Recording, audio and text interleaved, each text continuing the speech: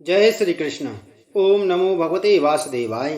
नमस्कार दोस्तों, स्वागत है आप सभी का हमारे चैनल भक्ति ज्ञान में। दोस्तों, आज मैं आपको आश्विन कृष्ण एकादशी इंद्र एकादशी व्रत की कथा और महत्व सुना रहा हूँ। धर्मराज युधिष्ठिर बोले, हे भगवान, आश्विन मास के कृष्ण पक्ष की एकादशी का क्या नाम है, उसकी विधि और फल क्या है, सो कृपा करके कहिए। भगवान श्री कृष्ण कहने लगे कि इस एकादशी का नाम इंद्रा एकादशी है। इस एकादशी के व्रत करने से समस्त पाप नष्ट हो जाते हैं तथा नरक में गए पितरों का उद्धार हो जाता है। इसकी कथा को सुनने मात्र से वाजपेयी यज्ञ का फल मिलता है। सतयुग में महिष्मती नाम की नगरी में इंद्रसेन नाम का एक अत्यंत प्रतापी राजा राज्य करता था। एक समय जब राजा अपनी राज्यसभा में सुख पूर्वक बैठा था, महर्षि नारद आकाश मार्ग से उतरकर वहां आए। महर्षि नारद बोले कि हे राजन, आपके राज्य में सब प्रकार कुशल तो है। मैं आपकी धर्म परायणता देखकर अत्यंत प्रसन्न हूँ। तब राजा ने कहा, हे महर्षि, आपकी कृपा से मेरे राज्य में सब कुशल पूर्वक है। इस पर नारद जी कहने लगे, हे राजन, मुझे महान आश्चर्य हो रहा है। एक समय जब मैं ब्रह्मलोक से यमलोक गया था, तो उस जगह यमराज की सभा के मध्य मैंने तुम्हारे पिताजी को बैठा देखा था। तुम्हारा पिता महान ज्ञानी, दानी तथा धर्मात्मा था। वह एकादशी का व्रत बिगड़ जाने से यमलोक को गया है। तुम्हारे पिता ने तुम्हारे लिए एक संदेश भेजा है कि यदि मेरा पुत्र इंद्रसेन आश्विन मास के कृष्ण पक्ष की इंद्रा एकादशी का व्रत कर उस व्रत का फल मेरे लिए संकल्प कर दे, तो मेरी मुक्ति होकर स्वर्गलोक की प्राप्ति हो सकती है। जब राजा ने महर्षि नारद के इन वाक्यों को सुना तो उसे महान दुख हुआ और उसने कहा, हे महर्षि, आप इस व्रत की विधि मुझसे कहिए। नारद जी बोले, हे राजन, आश्विन मास के कृष्ण पक्ष की दशमी के दिन प्रातः काल श्रद्धा सहित स्नान करना चाहिए। इसके पश्चात दोपहर को भी स्नान करना चाहिए। उस समय जल से निकलकर श्रद्धा पूर्वक पितरों का श्राद्ध करें और एक समय भोजन करें। रात्रि को पृथ्वी पर शयन करें। दूसरे दिन अर्थात एकादशी के दिन प्रातः काल दातुन करें और स्नान करें। इसके पश्चात भक्ति पूर्वक व्रत का संकल्प करते हुए कहे कि मैं आज निराहार रहूंगा और समस्त भोगों का त्याग कर कल भोजन करूंगा। हे भगवान, आप मेरी रक्षा करने वाले हैं, आप मेरे व्रत को पूर्ण करें। इस प्रकार आचरण करके दोपहर को सालग्राम की मूर्ति के आगे फलाहार करे और दक्षिणा दें। भोजन में से कुछ हिस्से को गौ को दे और विष्णु भगवान की धूप दीप नैवेद्य आदि से पूजा करें तथा रात्रि जागरण करें। इसके उपरांत द्वादशी के दिन मौन होकर बंधु बांधवों सहित भोजन करें। बस यही इंद्रा एकादशी के व्रत की विधि है। हे राजन, यदि तुम आलस्य त्याग कर इस एकादशी के व्रत को करोगी तो तुम्हारे पिता अवश्य ही स्वर्ग को प्राप्त होंगी। महर्षि नारद राजा को यह उपदेश देकर अंतर्ध्यान हो गए। राजा ने इंद्रा एकादशी के आने पर उसका विधि पूर्वक व्रत करने से आकाश से पुष्पों की वर्षा हुई और राजा का पिता यमलोक से गरुड़ पर चढ़कर स्वर्ग को गया। राजा इंद्रसेन भी एकादशी के व्रत के प्रभाव से इस लोक में सुख भोग कर अंत में स्वर्गलोक को प्राप्त हुआ। श्री कृष्ण भगवान कहने लगे कि हे धर्मराज युधिष्ठिर, यही इंद्रा एकादशी का महात्म है। इस कथा के पढ़ने व सुनने मात्र से ही समस्त पाप नष्ट हो जाते हैं और अंत में स्वर्गलोक की प्राप्ति होती है। सब धर्मों के ज्ञाता, वेद और शास्त्रों के अर्थ ज्ञान में पारंगत, सबके हृदय में रमण करने वाले, श्री विष्णु के तत्व को जानने वाले तथा भगवत परायण प्रहलाद जी जब सुख पूर्वक बैठे हुए थे, उस समय उनके समीप स्वधर्म का पालन करने वाले महर्षि कुछ पूछने के लिए आए। महर्षियों ने कहा, प्रहलाद जी, आप कोई ऐसा साधन बताइए जिससे ज्ञान, ध्यान और इंद्रिय निग्रह के बिना ही अनायास भगवान विष्णु का परम पद प्राप्त हो जाता है। उनके ऐसा कहने पर संपूर्ण लोगों के हित के लिए उदत रहने वाले विष्णु भक्त महाभाग प्रहलाद जी ने संक्षेप में इस प्रकार कहा, महर्षियों, जो 18 पुराणों का सार से भी सारतर तत्व है, जिसे कार्तिकेय जी के पूछने पर भगवान शंकर ने उन्हें बताया था, उसका वर्णन करता हूँ, सुनिए। महादेव जी कार्तिकेय से बोले, जो कल में एकादशी की रात में जागरण करते समय वैष्णव शास्त्र का पाठ करता है, उसके कोटि जन्मों के किए हुए 4 प्रकार के पाप नष्ट हो जाते हैं। जो एकादशी के दिन वैष्णव शास्त्र का उपदेश करता है, उसे मेरा भक्त जानना चाहिए।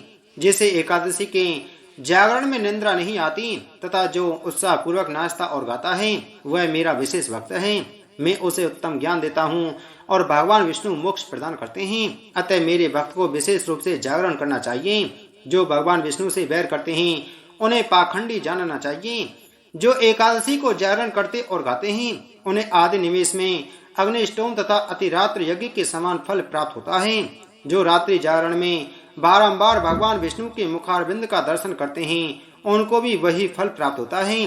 जो मानव द्वादशी तिथि को भगवान विष्णु के आगे जागरण करते हैं वे यमराज के पास से मुक्त हो जाते हैं। जो विधि पूर्वक इंद्रा एकादशी का व्रत करते हैं वे सब पापों से मुक्त होकर स्वर्ग में जाकर चंद्रमा के समान प्रकाशित होते हैं और यश पाते हैं। जो द्वादशी को जागरण करते समय गीता शास्त्र से मनोविनोद करते हैं वे भी यमराज के बंधन से मुक्त हो जाते हैं। जो प्राण त्याग हो जाने पर भी द्वादशी का जागरण नहीं छोड़ते वे धन्य और पुण्यात्मा हैं। जिनके वंश के लोग एकादशी की रात में जागरण करते हैं वे ही धन्य हैं। जिन्होंने एकादशी को जागरण किया है उन्होंने यज्ञ दान गया श्राद्ध और नित्य प्रयाग स्नान कर लिया। उन्हें सन्यासियों का पुण्य भी मिल गया और उनके द्वारा इष्टापूर्त कर्मों का भी भली भांति पालन हो गया। सदानंद भगवान विष्णु के परम भक्त जागरण सहित एकादशी व्रत करते हैं इसलिए वे मुझे सदा ही विशेष प्रिय हैं। जो द्वादशी की रात में जागरण तथा ताल स्वर के साथ संगीत का आयोजन करता है उसे महान पुण्य की प्राप्ति होती है। जो एकादशी के दिन ऋषियों द्वारा बनाए हुए दिव्य स्त्रोतों से ऋग्वेद यजुर्वेद तथा सामवेद के वैष्णव मंत्रों से संस्कृत और प्राकृत के अन्य स्त्रोतों से वह गीत वाद आदि के द्वारा भगवान विष्णु को संतुष्ट करता है उसे भगवान विष्णु भी परम आनंद प्रदान करते हैं। जो एकादशी की रात में भगवान विष्णु के आगे वैष्णव भक्तों के समीप गीता और विष्णु सहस्त्र नाम का पाठ करता है वह उस परम धाम में जाता है जहाँ साक्षात भगवान नारायण विराजमान रहते हैं। पुण्य में भागवत तथा स्कंद पुराण भगवान विष्णु को प्रिय है। मथुरा और ब्रज में भगवान विष्णु के बाल चरित्र का जो वर्णन किया गया है उसे जो एकादशी की रात में भगवान केशव का पूजन करके पढ़ता है उसका पुण्य कितना है यह मैं भी नहीं जानता। कदाचित भगवान विष्णु जानते हो। बेटा, भगवान के समीप गीत नृत्य तथा स्तोत्र पाठ आदि से जो फल होता है वही कल में श्री हरि के समीप जागरण करते समय विष्णु सहस्त्र नाम गीता तथा श्रीमद् भागवत का पाठ करने से सहस्त्र गुना होकर मिलता है। जो श्री हरि के समीप जागरण करते समय रात में दीपक जलाता है उसका पुण्य 100 कल्पों में भी नष्ट नहीं होता। जो जागरण काल में मंजरी सहित तुलसी दल से भक्ति पूर्वक श्री हरि का पूजन करता है उसका पुण्य इस संसार में जन्म नहीं होता। स्नान, चंदन, लेप, धूप, दीप, नैवेद्य और तांबूल यह सब जागरण काल में भगवान को समर्पित किया जाए तो उससे अक्षय पुण्य होता है। कार्तिकेय, जो भक्त मेरा ध्यान करना चाहता है वह एकादशी की रात्रि में श्री हरि के समीप भक्ति पूर्वक जागरण करें। और एकादशी के दिन जो लोग जागरण करते हैं उनके शरीर में इंद्र आदि देवता आकर स्थित होते हैं। जो जागरण काल में महाभारत का पाठ करते हैं वे उस परम धाम में जाते हैं जहाँ सन्यासी महात्मा जाया करते हैं। जो उस समय श्री रामचंद्र जी का चरित्र 10 कंठ वध पढ़ते हैं वे योग वेत्ताओं की गति को प्राप्त होते हैं।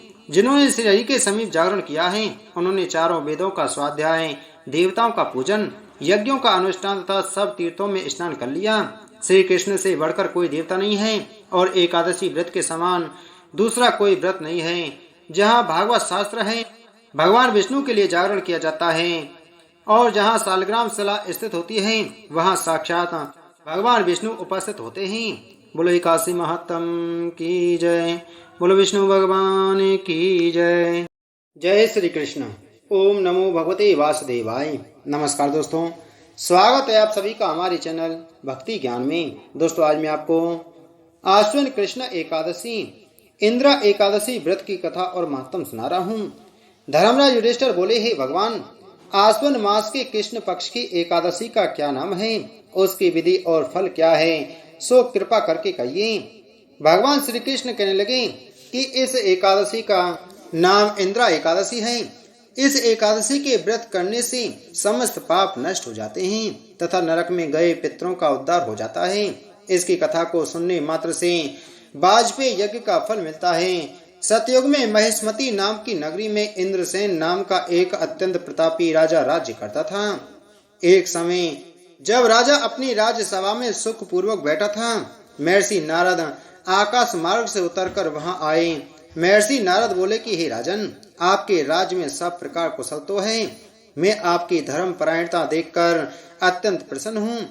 तब राजा ने कहा, हे महर्षि, आपकी कृपा से मेरे राज्य में सब कुशल पूर्वक है। इस पर नारद जी कहने लगे, हे राजन, मुझे महान आश्चर्य हो रहा है।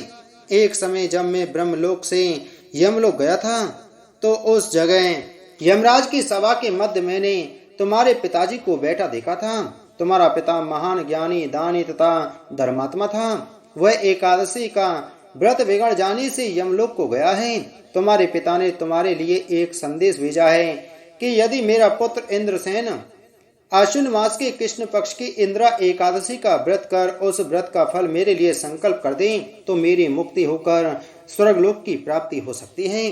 जब राजा ने महर्षि नारद के इन वाक्यों को सुना तो उसे महान दुख हुआ और उसने कहा, हे महर्षि, आप इस व्रत की विधि मुझसे कहिए। नारद जी बोले, हे राजन, आश्विन मास के कृष्ण पक्ष की दशमी के दिन प्रातः काल श्रद्धा सहित स्नान करना चाहिए। इसके पश्चात दोपहर को भी स्नान करना चाहिए। उस समय जल से निकलकर श्रद्धा पूर्वक पितरों का श्राद्ध करें और एक समय भोजन करें। रात्रि को पृथ्वी पर शयन करें। दूसरे दिन अर्थात एकादशी के दिन प्रातः काल दातुन करें और स्नान करें। इसके पश्चात भक्ति पूर्वक व्रत का संकल्प करते हुए कहें कि मैं आज निराहार रहूंगा और समस्त भोगों का त्याग कर कल भोजन करूंगा। हे भगवान, आप मेरी रक्षा करने वाले हैं, आप मेरे व्रत को पूर्ण करें। इस प्रकार आचरण करके दोपहर को सालग्राम की मूर्ति के आगे फलाहार करे और दक्षिणा दें। भोजन में से कुछ हिस्से को गौ को दे और विष्णु भगवान की धूप दीप नैवेद्य आदि से पूजा करें तथा रात्रि जागरण करें। इसके उपरांत द्वादशी के दिन मौन होकर बंधु बांधवों सहित भोजन करें। बस यही इंद्रा एकादशी के व्रत की विधि है। हे राजन, यदि तुम आलस्य त्याग कर इस एकादशी के व्रत को करोगी तो तुम्हारे पिता अवश्य ही स्वर्ग को प्राप्त होंगी। महर्षि नारद राजा को यह उपदेश देकर अंतर्ध्यान हो गए। राजा ने इंद्रा एकादशी के आने पर उसका विधि पूर्वक व्रत करने से आकाश से पुष्पों की वर्षा हुई और राजा का पिता यमलोक से गरुड़ पर चढ़कर स्वर्ग को गया। राजा इंद्रसेन भी एकादशी के व्रत के प्रभाव से इस लोक में सुख भोग कर अंत में स्वर्गलोक को प्राप्त हुआ।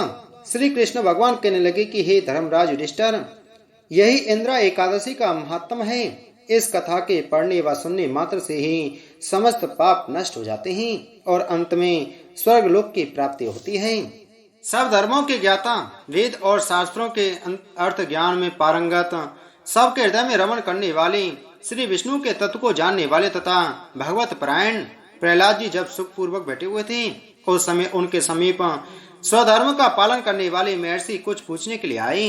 महर्षि ने कहा, प्रहलाद जी, आप कोई ऐसा साधन बताइए जिससे ज्ञान, ध्यान और इंद्रिय निग्रह के बिना ही अनायास भगवान विष्णु का परम पद प्राप्त हो जाता है। उनके ऐसा कहने पर संपूर्ण लोगों के हित के लिए उदत रहने वाले विष्णु भक्त महाभाग प्रहलाद जी ने संक्षेप में इस प्रकार कहा, महर्षियों, जो 18 पुराणों का सार से भी सारतर तत्व है, जिसे कार्तिकेय जी के पूछने पर भगवान शंकर ने उन्हें बताया था, उसका वर्णन करता हूँ, सुनिए। महादेव जी कार्तिकेय से बोले, जो कल में एकादशी की रात में जागरण करते समय वैष्णव शास्त्र का पाठ करता है उसके कोटि जन्मों के किए हुए 4 प्रकार के पाप नष्ट हो जाते हैं। जो एकादशी के दिन वैष्णव शास्त्र का उपदेश करता है उसे मेरा भक्त जानना चाहिए। जिसे एकादशी के जागरण में निंद्रा नहीं आती तथा जो उत्साह पूर्वक नाचता और गाता है वह मेरा विशेष भक्त है। मैं उसे उत्तम ज्ञान देता हूँ और भगवान विष्णु मोक्ष प्रदान करते हैं। अतः मेरे भक्त को विशेष रूप से जागरण करना चाहिए। जो भगवान विष्णु से वैर करते हैं उन्हें पाखंडी जानना चाहिए। जो एकादशी को जागरण करते और गाते हैं उन्हें आदि निमेष में अग्निष्टोम तथा अतिरात्र यज्ञ के समान फल प्राप्त होता है। जो रात्रि जागरण में बारंबार भगवान विष्णु के मुखारविंद का दर्शन करते हैं उनको भी वही फल प्राप्त होता है। जो मानव द्वादशी तिथि को भगवान विष्णु के आगे जागरण करते हैं वे यमराज के पास से मुक्त हो जाते हैं। जो विधि पूर्वक इंद्रा एकादशी का व्रत करते हैं वे सब पापों से मुक्त होकर स्वर्ग में जाकर चंद्रमा के समान प्रकाशित होते हैं और यश पाते हैं। जो द्वादशी को जागरण करते समय गीता शास्त्र से मनोविनोद करते हैं वे भी यमराज के बंधन से मुक्त हो जाते हैं। जो प्राण त्याग हो जाने पर भी द्वादशी का जागरण नहीं छोड़ते वे धन्य और पुण्यात्मा हैं। जिनके वंश के लोग एकादशी की रात में जागरण करते हैं वे ही धन्य हैं। जिन्होंने एकादशी को जागरण किया है उन्होंने यज्ञ, दान, गया, श्राद्ध और नित्य प्रयाग स्नान कर लिया। उन्हें सन्यासियों का पुण्य भी मिल गया और उनके द्वारा इष्टापूर्त कर्मों का भी भली भांति पालन हो गया। सदानंद भगवान विष्णु के परम भक्त जागरण सहित एकादशी व्रत करते हैं, इसलिए वे मुझे सदा ही विशेष प्रिय हैं। जो द्वादशी की रात में जागरण तथा ताल स्वर के साथ संगीत का आयोजन करता है उसे महान पुण्य की प्राप्ति होती है। जो एकादशी के दिन ऋषियों द्वारा बनाए हुए दिव्य स्त्रोतों से ऋग्वेद, यजुर्वेद तथा सामवेद की वैष्णव मंत्रों से, संस्कृत और प्राकृत के अन्य स्त्रोतों से व गीतवाद आदि के द्वारा भगवान विष्णु को संतुष्ट करता है उसे भगवान विष्णु भी परम आनंद प्रदान करते हैं। जो एकादशी की रात में भगवान विष्णु के आगे वैष्णव भक्तों के समीप गीता और विष्णु सहस्त्र नाम का पाठ करता है वह उस परम धाम में जाता है जहाँ साक्षात भगवान नारायण विराजमान रहते हैं। पुण्य में भागवत तथा स्कंद पुराण भगवान विष्णु को प्रिय है।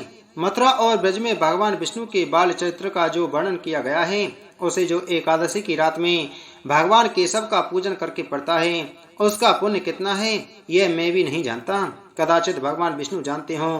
बेटा, भगवान के समीप गीत, नृत्य तथा स्तोत्र पाठ आदि से जो फल होता है वही कल में श्री हरि के समीप जागरण करते समय विष्णु सहस्त्र नाम, गीता तथा श्रीमद् भागवत का पाठ करने से सहस्त्र गुना होकर मिलता है। जो श्री हरि के समीप जागरण करते समय रात में दीप जलाता है उसका पुण्य 100 कल्पों में भी नष्ट नहीं होता। जो जागरण काल में मंजरी सहित तुलसी दल से भक्ति पूर्वक श्री हरि का पूजन करता है उसका पुण्य इस संसार में जन्म नहीं होता। स्नान, चंदन, लेप, धूप, दीप, नैवेद्य और तांबूल यह सब जागरण काल में भगवान को समर्पित किया जाए तो उससे अक्षय पुण्य होता है। कार्तिकेय, जो भक्त मेरा ध्यान करना चाहता है वह एकादशी की रात्रि में श्री हरि के समीप भक्ति पूर्वक जागरण करें। और एकादशी के दिन जो लोग जागरण करते हैं उनके शरीर में इंद्र आदि देवता आकर स्थित होते हैं। जो जागरण काल में महाभारत का पाठ करते हैं वे उस परम धाम में जाते हैं जहाँ सन्यासी महात्मा जाया करते हैं। जो उस समय श्री रामचंद्र जी का चरित्र 10 कंठ वध पढ़ते हैं वे योग वेत्ताओं की गति को प्राप्त होते हैं। जिन्होंने श्री हरि के समीप जागरण किया है उन्होंने चारों वेदों का स्वाध्याय, देवताओं का पूजन, यज्ञों का अनुष्ठान तथा सब तीर्थों में स्नान कर लिया। श्री कृष्ण से बढ़कर कोई देवता नहीं है और एकादशी व्रत के समान दूसरा कोई व्रत नहीं है। जहाँ भागवत शास्त्र है भगवान विष्णु के लिए जागरण किया जाता है और जहाँ सालग्राम शिला स्थित होती है वहाँ साक्षात भगवान विष्णु उपस्थित होते हैं। बोलो एकादशी महत्तम की जय। बोलो विष्णु भगवान की जय।